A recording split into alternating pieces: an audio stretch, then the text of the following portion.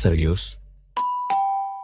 Hai Sobat Serius, kali ini kita bakal bahas sesuatu yang mungkin jarang kita sadari, tapi efeknya terasa banget dalam kehidupan kita sehari-hari. Pernah dengar kata oligarki? Yap, istilah ini sering muncul dalam diskusi politik dan ekonomi, tapi apa sih sebenarnya artinya? Dan kenapa ini penting banget buat kita pahami? Yuk kita bahas tuntas dalam episode kali ini.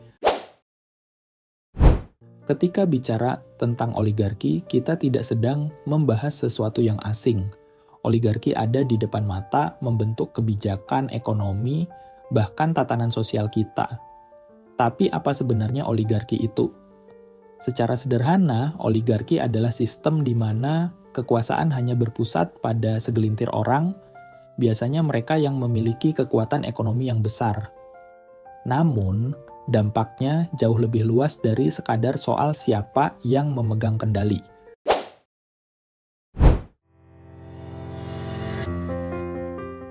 Oligarki memiliki pengaruh yang sangat mendalam di Indonesia. Mereka bukan hanya sekadar mengontrol ekonomi, tetapi juga memiliki akses langsung ke pengambil keputusan politik. Inilah yang membuat kebijakan seringkali berpihak pada kelompok elit, bukan kepada rakyat banyak. Coba kita lihat beberapa sektor penting. Pertama, kebijakan publik. Banyak kebijakan yang tampaknya dirancang untuk menguntungkan segelintir korporasi besar. Contohnya adalah kebijakan relaksasi pajak yang seringkali lebih berpihak pada perusahaan besar dibandingkan usaha kecil, atau peraturan pertambangan yang mempermudah eksploitasi oleh perusahaan multinasional tanpa mempertimbangkan dampaknya terhadap lingkungan dan masyarakat lokal. Contohnya dalam sektor tambang dan sumber daya alam. Peraturan seringkali dibuat untuk mempermudah eksploitasi sumber daya oleh perusahaan besar, sementara masyarakat lokal hanya menerima dampak negatif seperti kerusakan lingkungan dan konflik sosial. Kedua, media. Media seringkali digunakan untuk menyampaikan narasi yang mendukung kepentingan tertentu, misalnya dengan mengontrol isu-isu yang diberitakan dan membingkai opini publik demi menjaga kepentingan para pemegang kekuasaan. Mereka mengontrol narasi yang disampaikan kepada publik, membingkai isu-isu tertentu, dan bahkan membungkam suara kritis. Dengan memiliki akses ke media, oligarki bisa membangun citra positif untuk kepentingan mereka sendiri, sekaligus mengalihkan perhatian masyarakat dari isu-isu penting. Dan ketiga, ekonomi. Ketimpangan ekonomi semakin melebar. Menurut laporan Oxfam dan Credit Suisse, pada tahun 2021, 1% penduduk terkaya di Indonesia menguasai lebih dari 50% total kekayaan nasional. Hal ini menunjukkan ketimpangan yang sangat tajam dalam distribusi kekayaan di negara ini.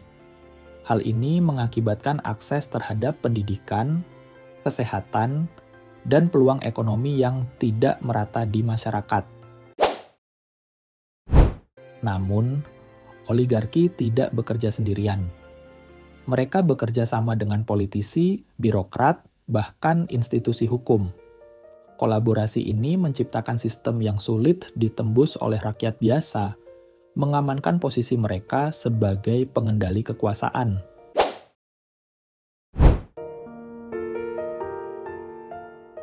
Sobat Serius, diskursus tentang politik pengakuan yang awalnya dipopulerkan oleh filsuf seperti Axel Honneth dan Charles Taylor menjadi relevan dalam konteks proliferasi oligarki di Indonesia.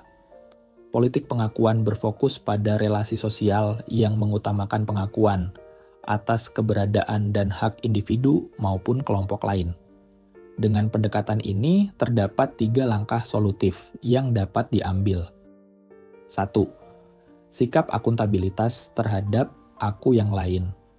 Para elit politik dan oligark harus melihat warga miskin sebagai aku yang lain, yaitu sebagai subjek yang memiliki hak dan keberadaan yang setara. Hal ini berarti meninggalkan sikap egoistis yang hanya mementingkan kepentingan privat atau kelompok tertentu. Prinsip bonum commune, bono privation preferi debet, atau kepentingan umum harus diutamakan di atas kepentingan pribadi, menjadi dasar utama dalam membangun kebijakan yang inklusif. 2. Pemahaman melalui imajinasi naratif, elit politik dan oligark perlu memahami kondisi warga miskin dari sudut pandang mereka. Ini bukan sekadar empati, tetapi sebuah proses mendalam untuk menjadi pembaca cerdas atas pengalaman orang lain. Dengan imajinasi naratif, mereka dapat merasakan emosi, kehendak, dan kebutuhan warga miskin tanpa terdistorsi oleh perspektif subjektif mereka sendiri.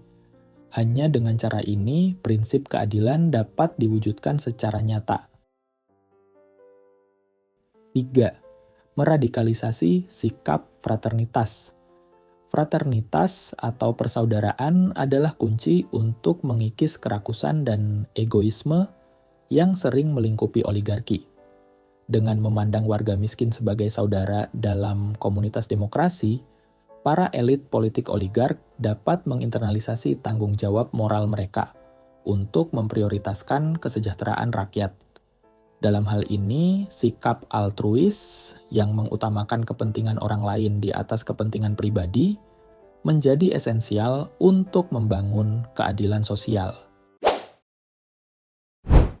Sobat serius oligarki bukan sekadar istilah akademis.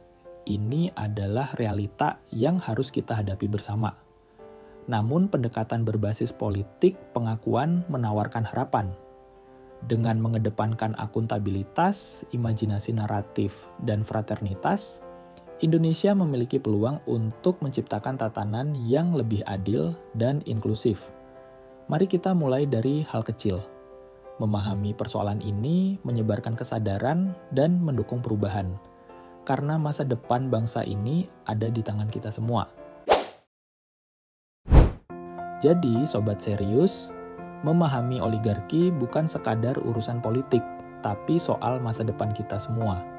Kalau kita ingin hidup di negara yang adil dan sejahtera, kita harus aktif terlibat, mulai dari hal kecil seperti memilih dengan bijak sampai berani menyuarakan aspirasi kita. Kalau kamu punya pendapat atau pengalaman soal topik ini, tulis di kolom komentar.